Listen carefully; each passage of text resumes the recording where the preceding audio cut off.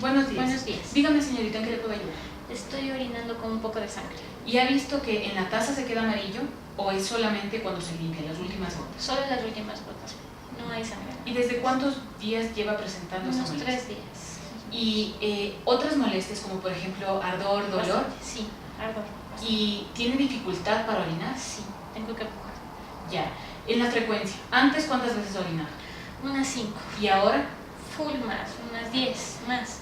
Ya. ¿Y al momento de orinar, es la misma cantidad que antes? ¿Es más o es menos?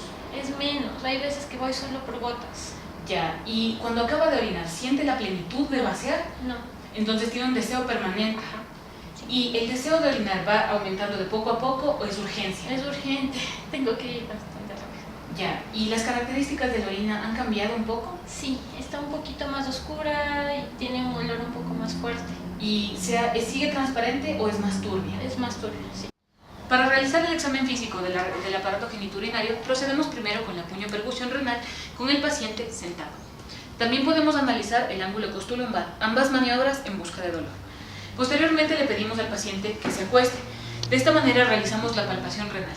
Con una mano por debajo, le pedimos al paciente que inspire profundamente, con la otra mano por arriba. La que está debajo levanta y la que está por arriba presiona. Lo mismo al otro lado del paciente. Posteriormente pasamos a revisar los puntos dolorosos ureterales, el superior, el medio y el inferior, a ambos lados del paciente. Para realizar el examen físico de la región vesical, levantamos la ropa del paciente y por inspección buscamos la presencia del globo vesical. Este puede estar presente tanto en inflamación como con la vejiga llena, por lo que tenemos que pedirle al paciente que orine antes de realizar este examen. Si encontramos el globo vesical o no, podemos de todas maneras pasar a la palpación. También se puede palpar el globo vesical. Posteriormente tenemos que realizar la percusión. Normalmente en la región vesical deberíamos encontrar una sonoridad. Si es que encontráramos una matidez, quiere decir que la vejiga está llena o que hay una inflamación. Posteriormente tenemos que pasar al examen de la región genital, donde en caso de ser una paciente femenina, buscamos el enrojecimiento de la vulva y también si es que hay secreciones saliendo del agujero uretral. La cistitis se conoce como la inflamación de las vías urinarias bajas. Esta específicamente se refiere a la vejiga. Su principal causa es de origen infeccioso y el principal agente causal es la E. coli. Se presenta mucho más frecuente en mujeres que en hombres. Sin embargo, también se podría dar en los hombres. Esto depende de la vía de entrada de la infección, que sería la uretra, ya que la uretra femenina es bastante más corta, haciendo que esté en mayor contacto tanto con la región anal como con la región vulvar, y exponiéndose a los microorganismos que normalmente colonizan esta zona. Una vez que está dentro, la infección va a depender de la afinidad que tenga la bacteria por el epitelio. ¿Por qué? Va a tener que seguir ascendiendo desde la uretra a la vejiga. En caso de que la inflamación de la vejiga produzca un reflujo vesicoureteral, va a seguir ascendiendo por los uréteres hasta llegar a los riñones, por lo que no es infrecuente que una infección de las vías urinarias bajas nos predisponga a una infección de las vías urinarias altas. Una vez que el microorganismo ha ingresado y ha colonizado la uretra y la vejiga, vamos a tener que esto va a atraer células del sistema inmunitario. En caso de que sea una infección bacteriana, vamos a ver que la principal célula son los neutrófilos. Los neutrófilos van a producir sustancias como la interleuquina 1, 6 y factor de necrosis tumoral que van a, primero, darnos síntomas sistémicos como por ejemplo la fiebre y además nos van a atraer más células del sistema inmunitario. Estas células lo que van a hacer es dar sustancias como por ejemplo las prostaglandinas que van a dar vasodilatación y van a estimular las terminales del dolor, dándonos los síntomas característicos de la inflamación que son tanto rubor, calor, tumor y dolor. Como sabemos, el dolor está causado por las prostaglandinas y el tumor está causado por el edema. Una vez que tenemos edema en la uretra, esto va a actuar como una obstrucción, impidiendo el paso normal de la orina desde la vejiga hasta la uretra. Además, el hecho de que exista un daño al epitelio por las sustancias que producen todas las células de la inflamación, como por ejemplo especies reactivas al oxígeno, van a hacer que el paso de la orina sea bastante doloroso. Los mismos mecanismos aplicados a nivel de la vejiga nos van a dar síntomas similares, como por ejemplo, el edema de la vejiga va a hacer que parezca una distensión permanente. Los receptores de distensión van a captarlo y van a llevarlo por medio de los nervios pélvicos hasta las raíces medulares de S2 y S3, despertando el reflejo miccional. Lo primero que va a pasar es que el reflejo miccional se va a desatar con mucha mayor frecuencia y, como está permanentemente estimulado, con una urgencia de ir a orinar. No se presenta gradualmente como normalmente debería suceder.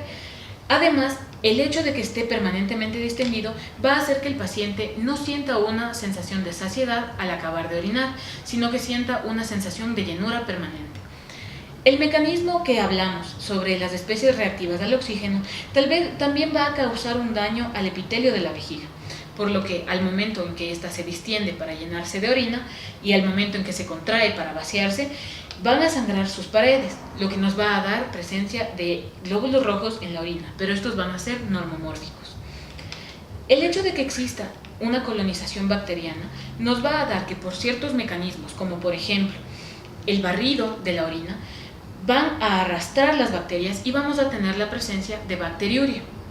Y el hecho de que las bacterias estén colonizando va a hacer que la orina tenga un olor característico mucho más fuerte. La semiología de la cistitis está explicada por todos los mecanismos que les mencioné previamente.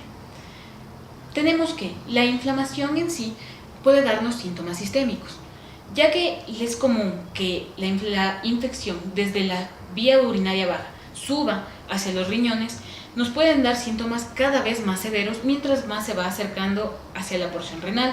Sin embargo, como por ejemplo tenemos la fiebre, en el caso de la infección de las vías bajas, no va a ser tan grave. Además de eso, los otros mecanismos de la inflamación nos van a afectar durante la micción. El primer síntoma va a estar explicado por el daño más que nada en la uretra. Este va a estar dado porque la inflamación que produce el edema va a causar como una obstrucción en la uretra, impidiendo el paso normal de la orina.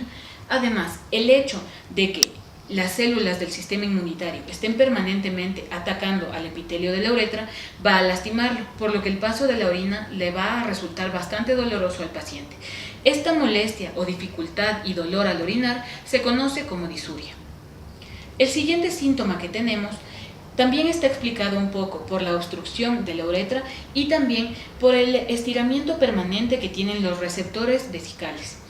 El edema que tenemos en la vejiga a causa de la inflamación va a estar permanentemente estimulando estos receptores, dando la sensación de que el paciente tiene ganas de orinar todo el tiempo.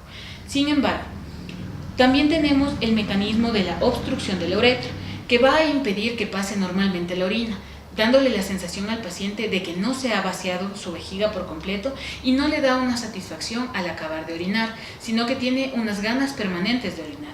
Esto se conoce como tenesmo vesical. El siguiente síntoma que pueden presentar nuestros pacientes se da igualmente por la permanente estimulación de los receptores de distensión en la vejiga. Esto va a hacer que aumente la frecuencia con la que viene el deseo miccional, haciendo que el paciente tenga que ir muchas más veces de lo normal al baño.